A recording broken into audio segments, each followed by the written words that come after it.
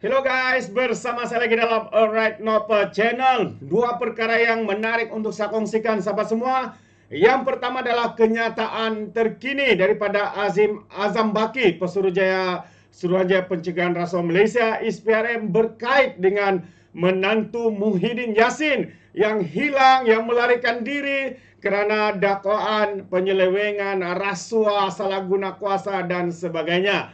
Jadi apa yang berlaku sahabat semua? Ini yang menarik ya untuk saya kongsikan bersama dengan Anda. Dan yang kedua adalah RM 720 juta dipulangkan oleh Amerika Syarikat kepada negara kita. Wang yang diseleweng berkaitan dengan 1MDB. Jadi untuk perkara yang pertama ini sahabat semua, menarik untuk saya kongsikan. Tapi sebelum itu jangan lupa untuk terus support Alright Novel Channel dengan cara tekan butang subscribe, like dan share. Mari kita ikuti berita gempa hari ini. SPRM masih kesan menantu Muhyiddin. Ramai yang beranggapan kenapa SPRM kini tidak ada lagi update berkaitan dengan menantu Muhyiddin yang melarikan diri dan sebagainya. Sebenarnya sahabat-sahabat semua, SPRM kekal menjalankan siasatan dan usaha untuk menangkap menantu Muhyiddin Yassin ini. Jadi kalau kita lihat kenyataan Malaysia kini hari ini, menyatakan bahawa Suruhanjaya Pencegahan Rasuah Malaysia (SPRM) masih lagi berusaha untuk mengesan ahli perniagaan Datuk Muhammad Adlan Berhan yang juga menantu kepada bekas Perdana Menteri Muhyiddin Yassin bagi membantu siasatan dalam satu kes penyelewengan. Ketua Pesuruhjaya SPRM Tan Sri Azam Baki berkata, usaha yang dilakukan termasuk langkah mendapatkan kerjasama daripada polis antarabangsa iaitu Interpol dan pihak berkuasa lain bagi mengesannya. Tambahnya, belum dapat dikesan lagi dan tidak dapat menghubungi kita untuk menyerah diri. Tindakan selanjutnya ialah kita masih lagi berusaha dengan bekerjasama dengan Interpol serta pihak berkuasa lain, katanya kepada media ketika ditemui selepas majlis pelancaran buku The Scene of Corruption, A Religious Perspective di Putrajaya hari ini.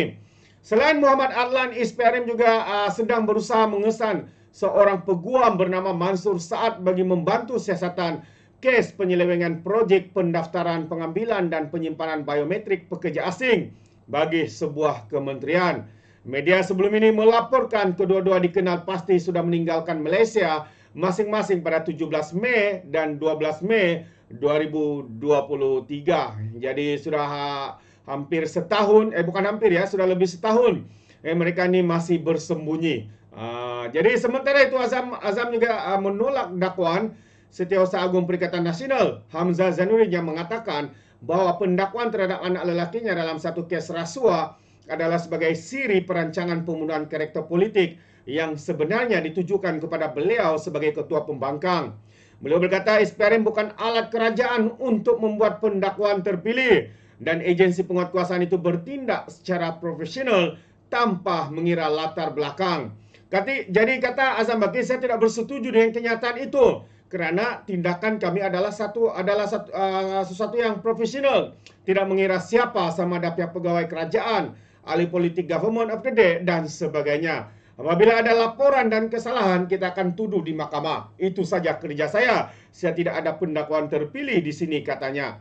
Pada 5 Jun yang lepas, anak Hamzah Zainuddin didakwa di Mahkamah Seksyen Kuala Lumpur atas pertuduhan menerima rasuah sebanyak RM100,000. Ini pertuduhan kedua ya. Maksudnya kes kedua yang dituduh. Yang sebelumnya itu adalah kerana menyeleweng, menyimpan barang bersubsidi, minyak masak yang berlebihi dan juga membuat tuntutan palsu. Itu antara dua ya pertuduhan yang berlaku kepada anak ya, kepada bekas Menteri KDN iaitu Hamzah Zainuddin. Sahabat-sahabat semua, itulah kehebatan ya kerajaan PN apabila mereka memerintah tidak sampai 5 tahun, pelbagai skandal, pelbagai penyelewengan, ketirisan, rasuah terlibat sahabat semua. Bayangkan kalau lagi mereka genap 5 tahun memerintah, pening kita, tidak tahu apa lagi yang boleh disakau, boleh disapu bersih, boleh diseleweng dan sebagainya. Itu pandangan saya. Bagaimana dengan Anda sahabat semua? Dan perkara kedua, berita baik, USA atau Amerika Serikat pulangkan RM 200 maafkan saya, RM720 juta lagi dana 1NDB. Dana 1NDB ataupun duit rakyat ya yang disalahguna, diseleweng dan sebagainya. Jadi mari kita ikuti kenyataan media ini. Amerika Serikat memulangkan sebanyak 156 juta USD ataupun 721.4 juta ringgit lagi dana yang diseleweng daripada 1NDB. Dalam kenyataan hari ini, Kedutaan Amerika Serikat di Kuala Lumpur berkata ia adalah ansuran keempat dana yang boleh diperoleh daripada rampasan aset berkuatan 1NDB dan seterusnya dikembalikan kepada kerajaan Malaysia, menjadikan jumlah keseluruhan sebanyak 1.4 bilion USD ataupun 6.6 bilion ringgit. Perkara itu disahkan kepada Perdana Menteri Datuk Seri Anwar Ibrahim oleh Duta Besar Amerika Serikat ke Malaysia Edgar D. Kagan semasa mesyuarat pada Selasa yang lalu.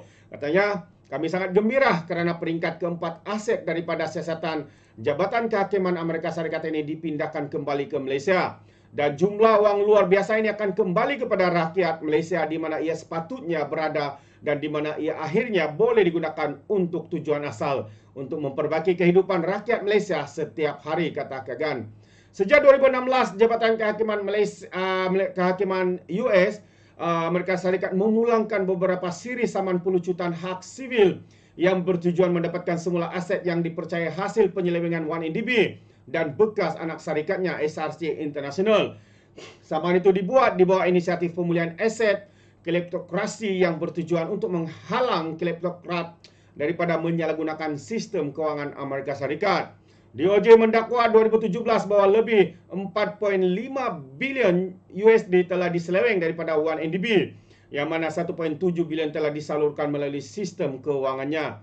Antara aset yang disasarkan untuk dirampas termasuklah hartanah mewah, karya seni, perangan kemas berlian dan wang tunai yang dikatakan milik konspirator, serta sebuah jet peribadi dan kapal layar super yang dikatakan milik Lotek Joe ataupun Jolo yang kini dalam buruan pihak polis. Selain Amerika Serikat juga, pihak berkuasa lain seperti Singapura dan Switzerland juga telah memulangkan dana yang diperoleh daripada penyelewengan itu.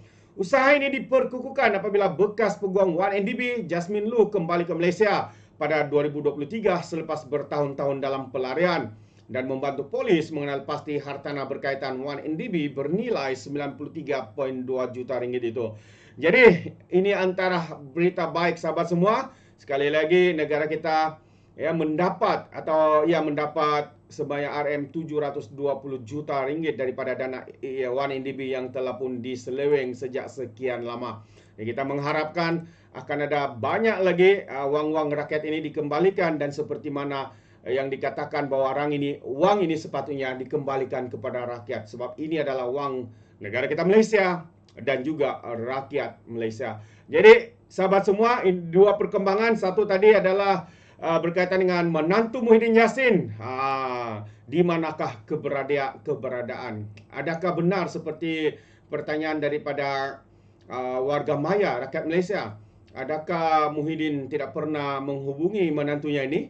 Dan adakah Muhyiddin tahu di mana keberadaan menantunya? Itu dua persoalan yang menarik untuk kita fikirkan. Dan yang kedua, berita baiknya, 720 juta dikembalikan kepada Malaysia. Wang yang diseleweng melalui skandal 1NDB. Jadi sahabat semua, sekiranya anda mau berikan sebarang komen, pandangan berkaitan dengan isu ini, anda boleh berikan di dalam ruangan komen. Tapi ingat, komen dengan cara berhemah. Terima kasih. Izinkan saya untuk mengundurkan diri dan seperti biasa, peribahasa mengatakan, tak apapun kangkap, 2 tahun keinginan. Dalam bahasa Melayunya, tepuk dadah, tanya selera. Sekian jadi pada Alright Napa Channel. Kita berjumpa lagi. Bye-bye.